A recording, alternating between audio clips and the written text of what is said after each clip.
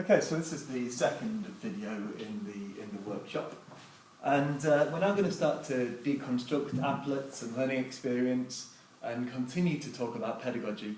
I've just given a few examples, pedagogical examples, of where I might fit in an applet into a dialogic teaching sequence. But I want to really start to look deeper at applets and learning experiences and see where we get to with that. With the last video, you may have been thinking, oh, that's all really great, but I can't make those applets because I don't have the technical expertise for it. And obviously you can go on Geogebra Tube and find all of those applets, but there's a real danger with, I'm not sure maybe with all technology, certainly with Geogebra, I find that just because you can make a great applet, and it doesn't necessarily mean that you should develop a learning experience with that applet. So for example,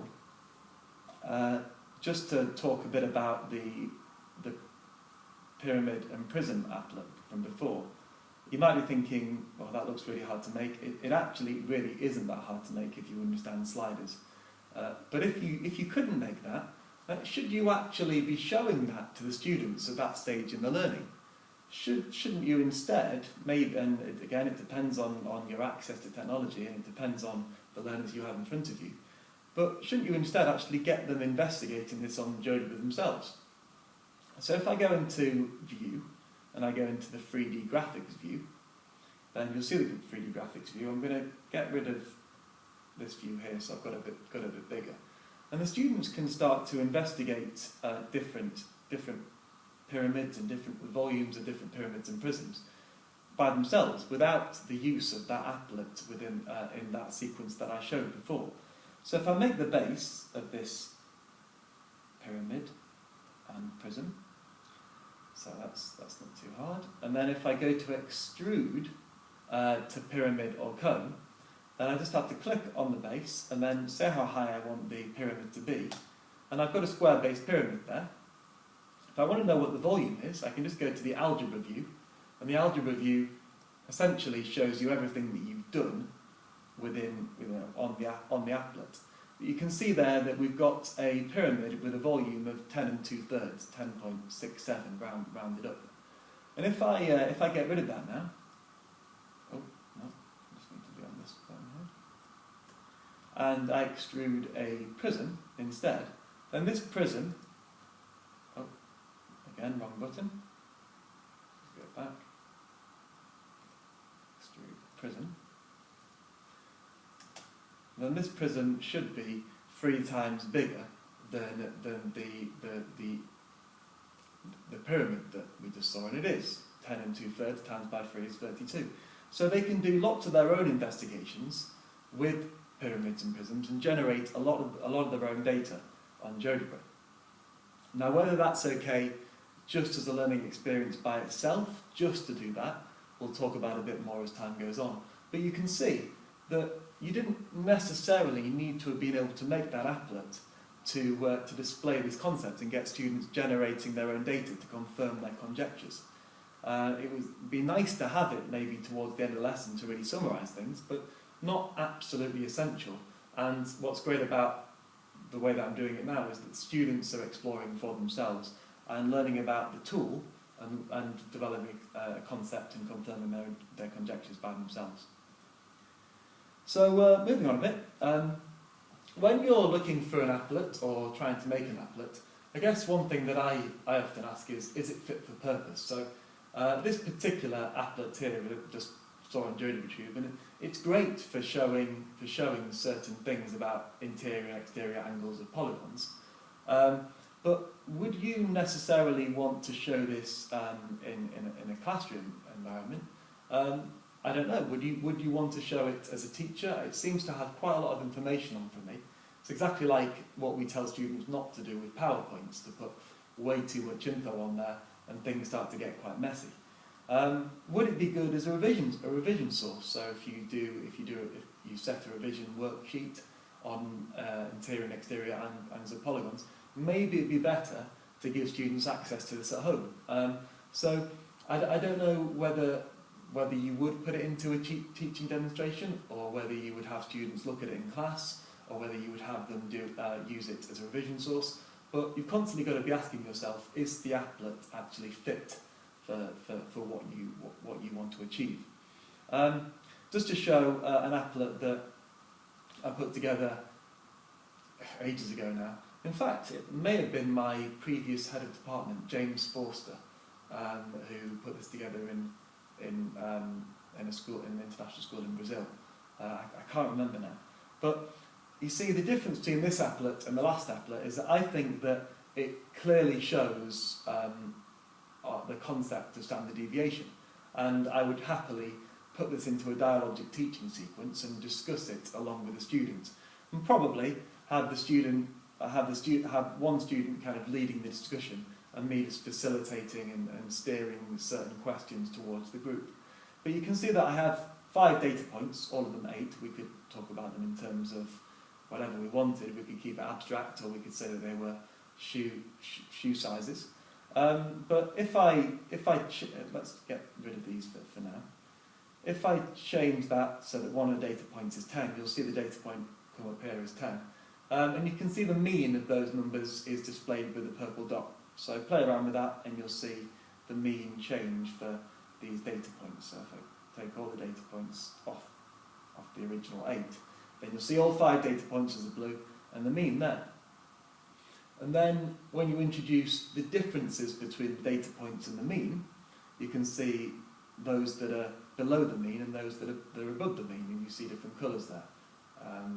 And you know that's relevant, I think. So you can play around with that and stick the standard deviation on and start to try and see if you can find a connection between the data points and the standard deviation for the data points. And you'll start to realise that as the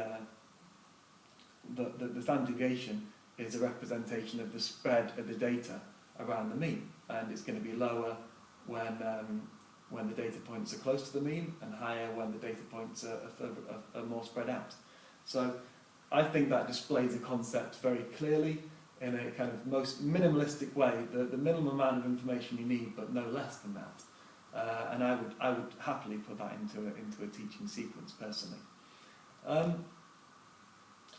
The next question that that we've been trying to kind of point towards throughout this workshop is, does it fit into a logical sequence of learning? So there's 2 parts to that, I think. And the first is, have you introduced the applet too early or too late in the learning sequence? And you really can't say for definite that there's a certain time that you could ever introduce an applet. It completely depends on the concept you're trying to get across. Often I do find that if you're trying to help students develop a concept that, as I think most people do, if you start with concrete and then develop that towards abstraction, that really helps with understanding a concept. However, you could go backwards and do what happens to be, I think, a bigger skill when you start to do more independent learning at university. It would start with the abstract and try to deconstruct that.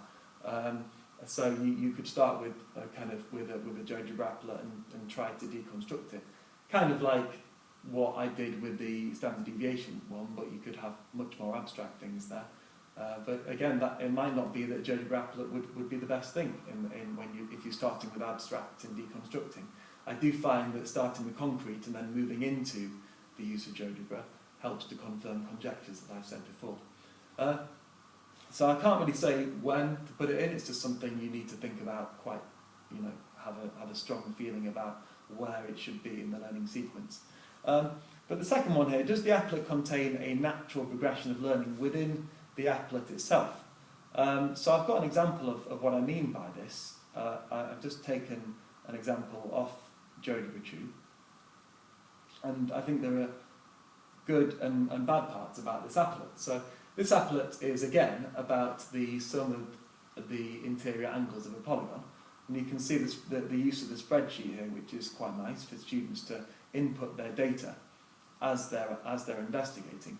But for me personally, my feeling is that the triangle idea has come in too quickly within the learning sequence. the polygons are already split up into triangles, and it doesn't make it doesn't really get discussion flowing as to why the interior angles of polygons follow the sequence that they do. Why is it keeping on adding 180 degrees every time?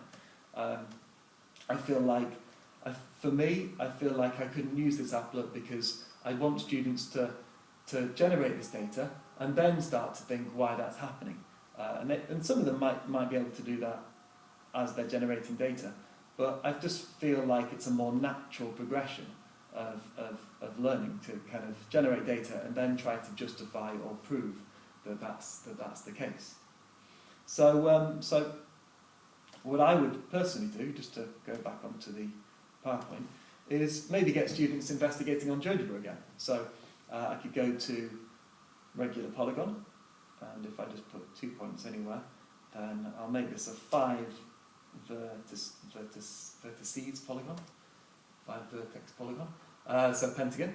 And the great thing about Geogebra is if you're investigating interior angles of a polygon, then you can click on the angle button, and you don't have to click every single angle. You can just click inside the shape, and you get 108 every single time because it's a regular polygon. Just do 108 times by 5, and you get your answer. The interior angle sum of a pentagon is 540. So you can get students generating this data, organising their data, and then for themselves trying to think about why this would be the case, and then maybe having a class discussion about that. But for me, this can't be the end point, because there are certain students that will be really quick in figuring this out, and then what do? It's like any worksheet that you give to a class, or anything that you give to a class. There are going to be some students that do it really quickly, and some that do it really slowly. So you need those extension-based questions and further exploration to have a standard differentiated lesson. So what might I do if students have done this really quickly? Personally, I like to fit this into tessellation, so I would then start to get students looking at certain shapes and seeing where they tessellate, and trying to figure out from there which shapes tessellate, which shapes don't, and go even further into this kind of semi-regular tessellations and things. But so with this particular topic, I do have a very clear feeling of where I want it to go, and I do make sure that I've essentially differentiated the learning and provided extension explorations for the students, because otherwise they're just going to be sat there, usually maybe happy helping other people, but they're not going to be learning much for themselves. And the reason why I put this at Geogebra here is because this is someone that has a blog. I think his name is Neil, and so his blog is called Geogebra in the Classroom, and I don't think it's been around for that long, but so you can follow him at Geogebra Brain. And probably wouldn't want me to show this particular post, but when I first saw his blog, I was really impressed with the first post, because he shows a very simple applet just to try to understand how the gradient and the y-intercept connect to the equation of a straight line. But what I was really impressed with is that he didn't just leave it there with the applet. He basically would ask lots more questions for the students to